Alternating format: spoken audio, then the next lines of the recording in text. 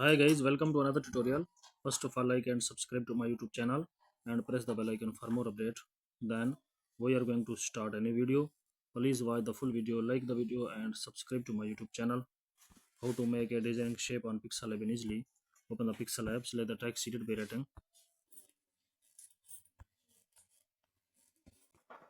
Size the letter, font of letter, adjust the letter,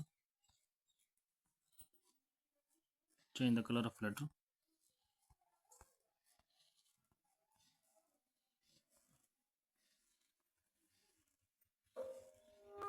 adjust the letter, change the background color, duplicate the shape, select the color filter.